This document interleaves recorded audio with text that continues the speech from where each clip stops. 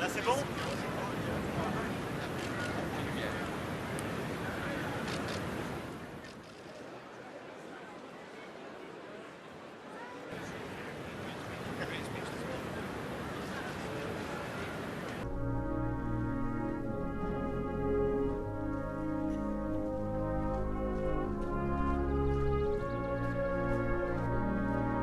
I think it's important to look beyond the presidents themselves and to look at the deep trends that have been shaping and reshaping the French-American relationship these past 80 years.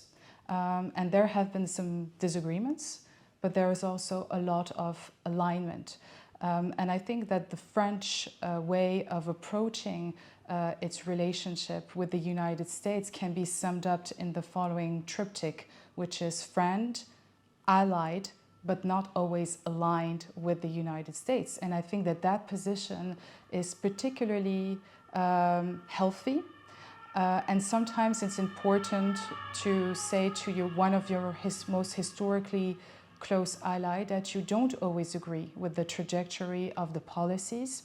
Biden is quite clear that his priority today is to sustain military assistance to Ukraine, first and foremost, especially in the context of the escalating offensive of Russia around the Kharkiv region. So he's doubling down on that particular aspect, and that's why he has green-lighted the use of American weapons to be able to strike on Russian territory targets around the Kharkiv region.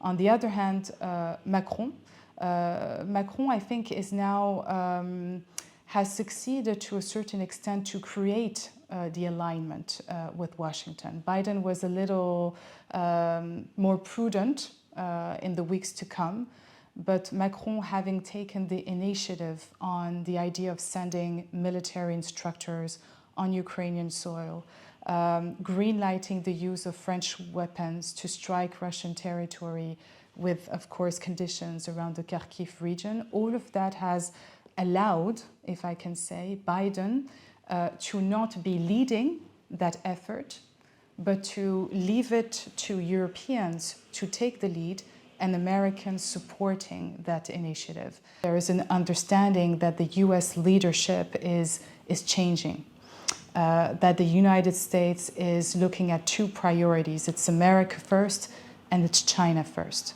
And in between you have Europe and European security, with an uncertainty on the trajectory of US leadership and even US security guarantee.